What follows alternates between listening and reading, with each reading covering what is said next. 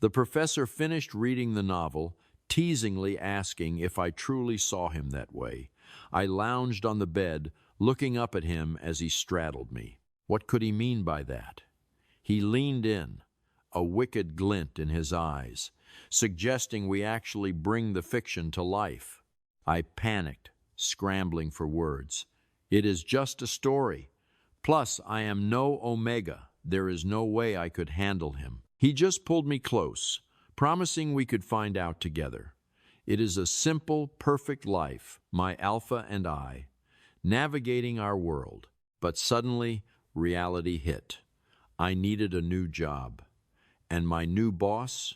A stunning, high-tier Alpha. My pulse is already racing. Sometimes, life feels like a total fever dream.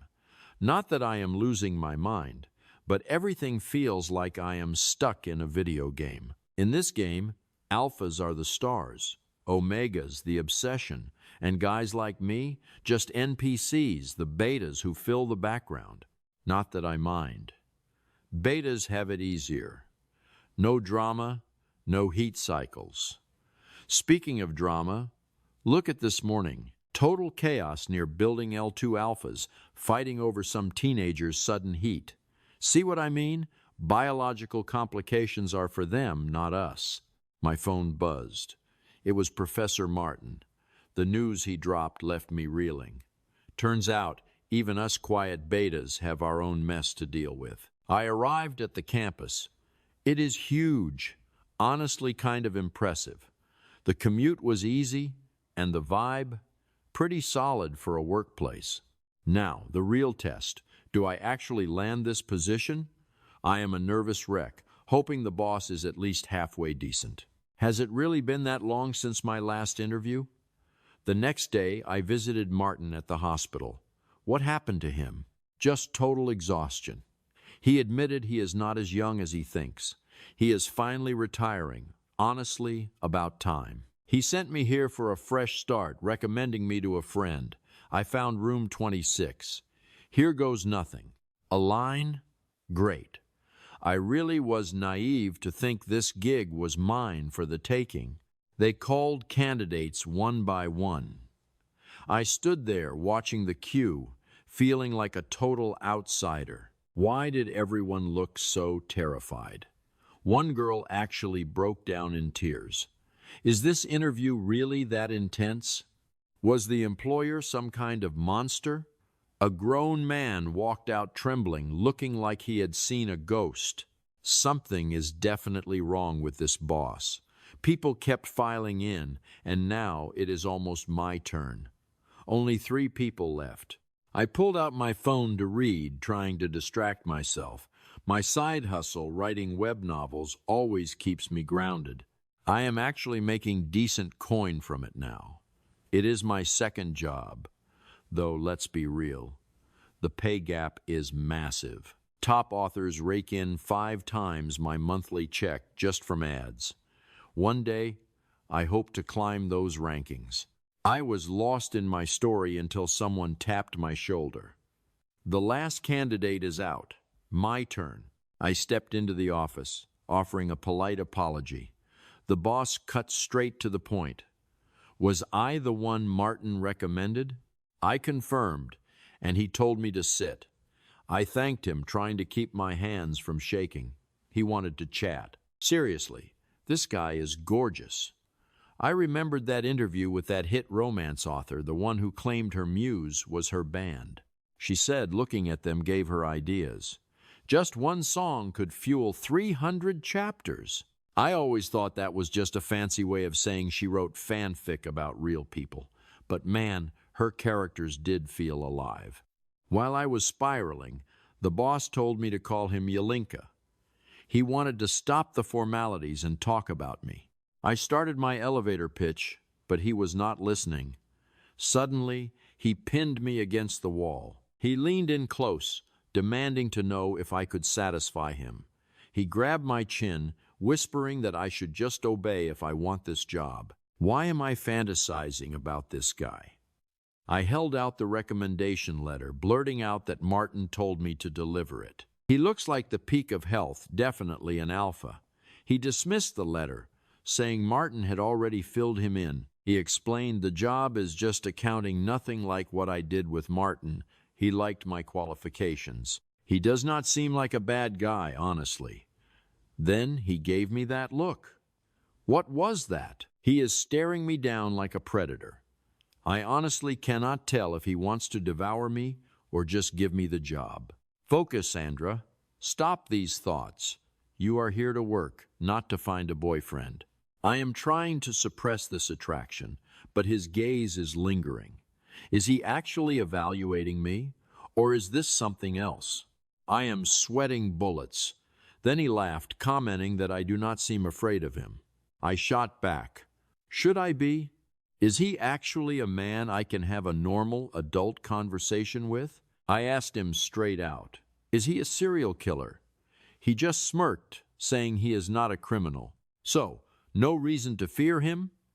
I told him I noticed how everyone else acts around him. He brushed it off as a small problem, nothing to worry about. He decided that since I am not intimidated, I am perfect for the role. I start tomorrow. We shook hands on it. I told him I am looking forward to this, and honestly, I think I am. I figured he didn't like being pestered with questions, so I made myself scarce. Getting the job was everything. Rent and bills, not my problem anymore. But then he called me back. Yalinka apologized for being blunt, then asked if I was a beta. Up close, he was even more imposing. I confirmed it. Any issue with that?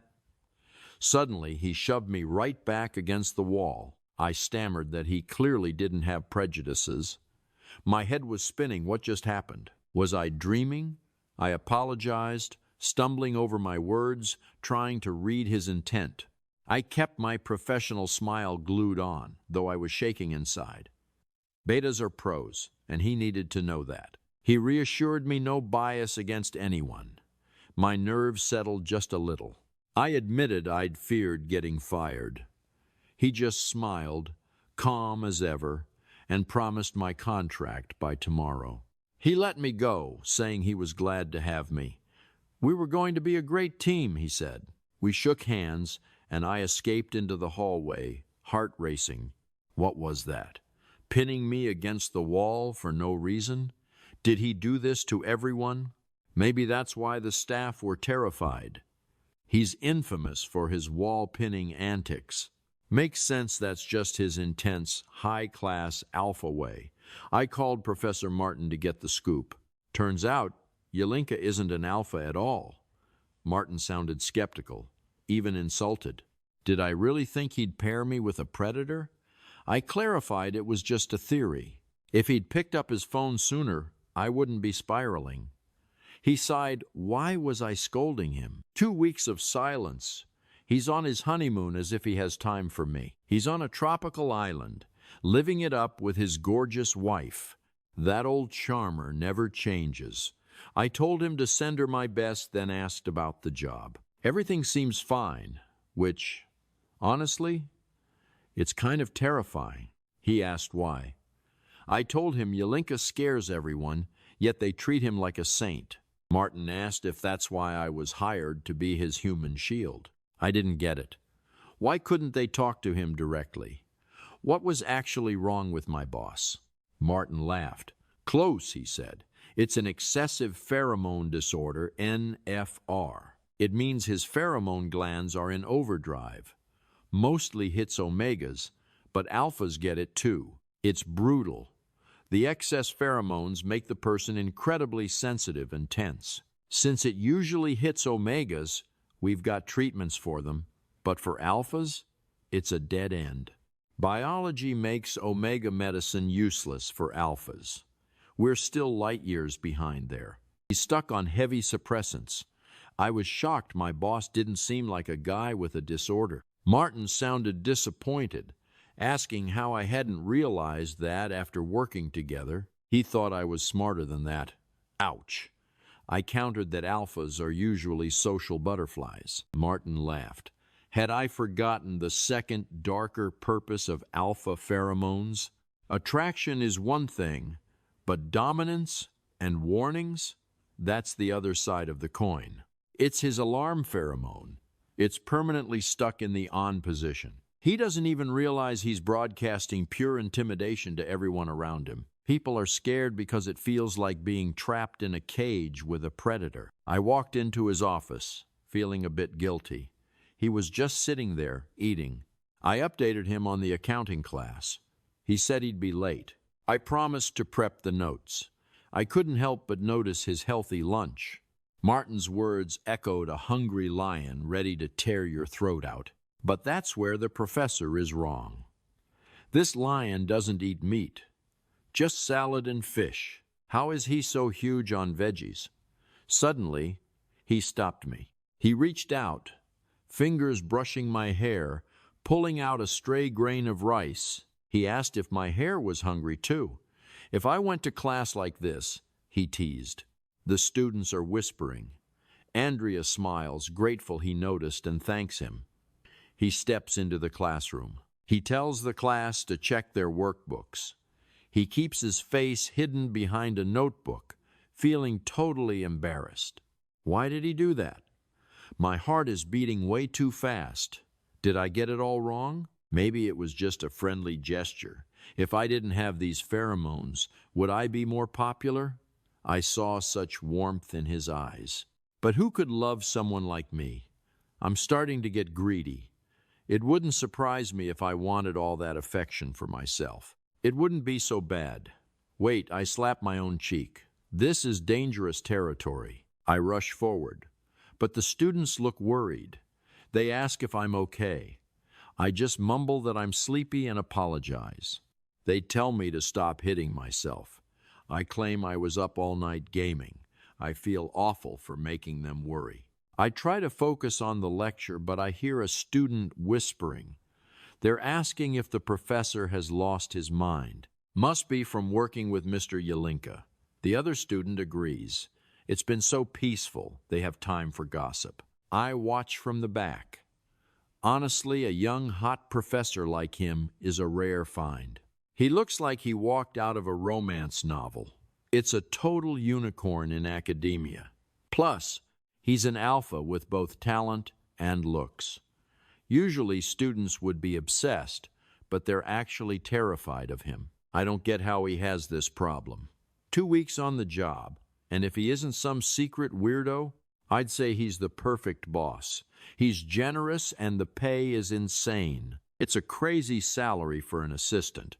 Am I selling my soul? He's a patient, responsible mentor. He gives great advice, even if he's a bit too close for comfort. Also, he smells incredible. I wonder what cologne he wears. His voice is just perfect. I'm doing everything I can to hide how much I like him. He isn't a pervert, just a good leader, even if he acted like a fool before. I really thought he was an idiot. After all, he's an alpha and I'm just a beta. Suddenly he asks me for help. Even if an alpha dates a beta, it's not the same as a traditional relationship.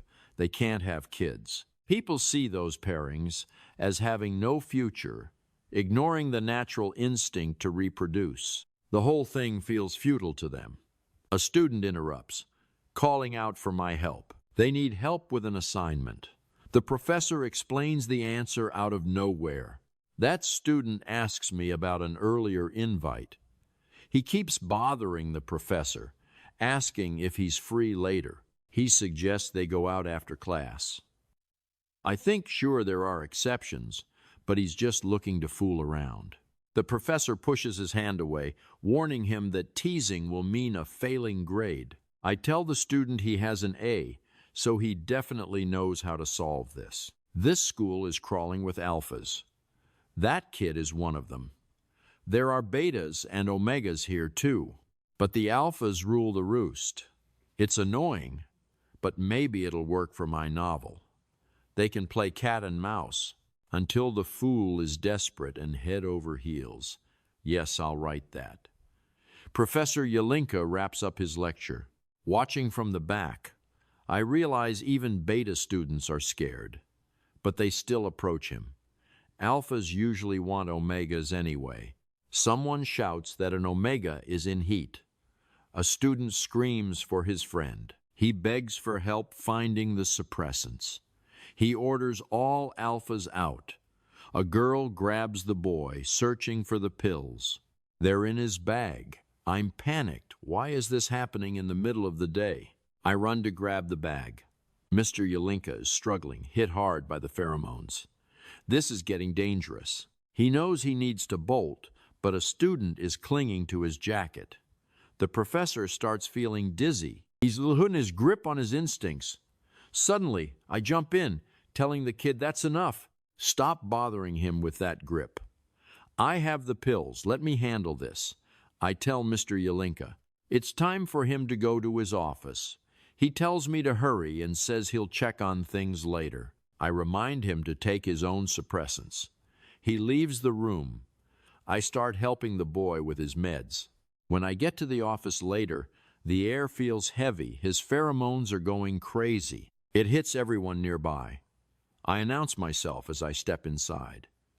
Yalinka is struggling with his own biology. He's just super sensitive to everyone else's scent. When you mix opposing pheromones during a heat cycle, it's a total disaster. I walk in and find my boss in a terrible state. Yalinka tells me I shouldn't be here. He's over-medicated and it's not working. He looks absolutely terrible. His skin is flushed, his breathing is ragged, fangs out, and he's aroused. This is getting dangerous. I thought the boss had time to stabilize. I demand the suppressant I have to inject the gland directly. He snaps for me to stay back, warning me he can't guarantee my safety. He's pushing me away. Why is he being so stubborn when he can barely breathe? I plead with him to stop fighting my help. Direct injection is the only way it acts fast enough. I'm frustrated he doesn't seem to get it. His pheromones don't even affect me, so why is he still insisting I leave? I realize he's already taken way too many pills. My heart sinks. I step closer, desperate to stop him. I tell him 1 dose is enough. Then I see the empty wrapper's 5 doses. Does he even know the limit? Is he trying to kill himself? He shoves me off, claiming 5 is his normal dose. He thinks he knows his limits. It's reckless, and it's a miracle he hasn't collapsed. If Professor Martin knew, he never would have sent me here. I suggest he just use a partner instead of torturing his body. But he drops the bomb he doesn't have one. I'm shocked. Someone with that face and physique, alone? Maybe his condition keeps people away? Does he not even have a temporary partner? I offer to call a few private services for him. He refuses, claiming Omegas faint near him and Alphas just want to fight. I ask about a beta, but he snaps, asking how long I plan to embarrass him.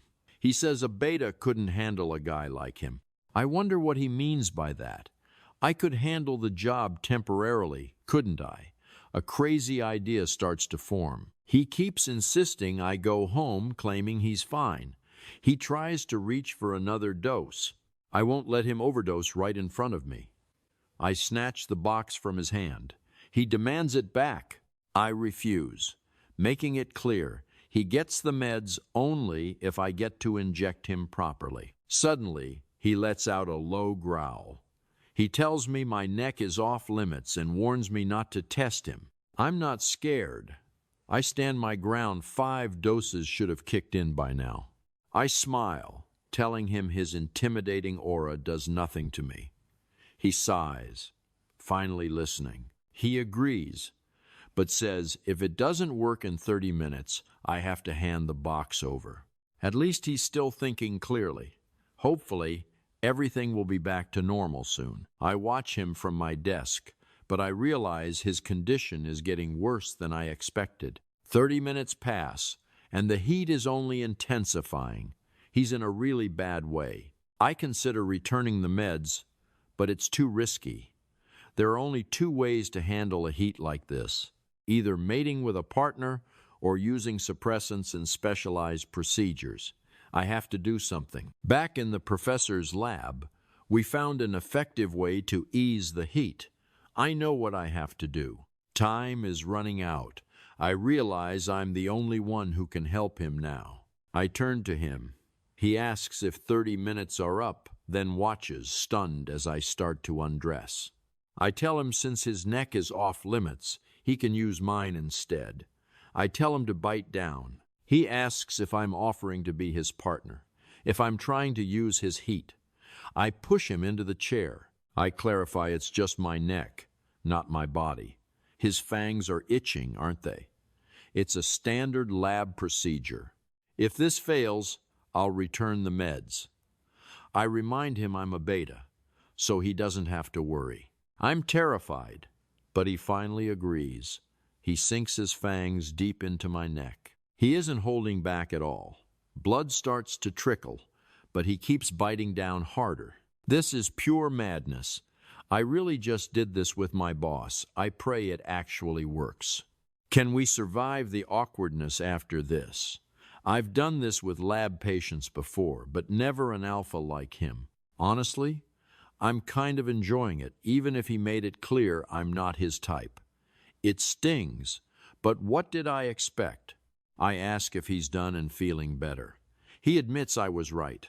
I tell him I can help more if he needs it. He asks if I'm sure, warning me that if he continues, he won't be able to hold back. I'm thrilled and scared. Maybe I actually want him to lose that restraint. His gaze feels like a predator eyeing its prey. Suddenly, he demands more access to my neck. Yalinka whispers an apology, his voice raw. As he presses against my back, I cannot help but wonder what he truly means by all this. He claims he is losing control.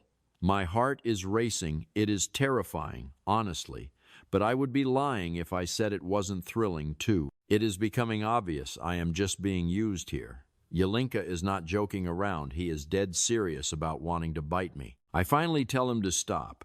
He pulls away, instantly apologetic, but I have to snap him out of it before he crosses the line. If he keeps this up, things are going to get messy for both of us. He blushes, clearly shaken, and begs for my forgiveness. He admits I have been such a huge help to him lately. I find it oddly endearing, and that dangerous look in his eyes, I am hooked. I tell him I will let it slide just this once. He says maybe the suppressants are finally kicking in. He seems much calmer now. I am relieved, and seeing him settle down, I find myself tilting my head to the side. I offer my neck up, telling him I will take care of him. After another round, he seems so much more at peace. He holds me tight once it is all over. I catch a glimpse of myself in my phone's front camera. My neck is absolutely covered in marks. I am definitely going to need a high-collared sweater, maybe a couple, just to be safe. He asks if I want to ride home, but I turn him down. His health matters more right now. He needs rest, and he keeps apologizing for letting me see such a vulnerable, messy side of him. I reassure him, telling him I have dealt with plenty of these situations back when I was working with Professor Martin. He gets all grumpy, asking if I have done this with other people. I quickly explain that I just meant these unpredictable bond reactions. We are stuck in this artificial connection. His instincts still see me as his partner. Alpha jealousy is no joke, but he finally lets it go. Before I go, he hands me a scarf to hide the marks. He admits it is his fault, and he does not want me walking out like that. He is so worried, insisting I treat the wounds and promising to get a doctor to look at me tomorrow. He is acting so tender. It has to be the temporary bond, playing tricks on his mind, right? He still subconsciously thinks we are partners. By tomorrow, I am sure he will be back to normal. Out on the street, his scarf feels warm against my skin. I keep thinking about how he said I am not his type. It is foolish to get upset about that, or to hold on to hope, especially when he insisted this whole thing meant nothing. I was genuinely worried about what went down today. How am I supposed to act tomorrow? Do I just pretend none of this ever happened? I am tossing and turning. my body burning with this strange heat. I cannot sleep with all these thoughts, so I start writing everything down. My excitement is through the roof, and honestly, my productivity has never been higher.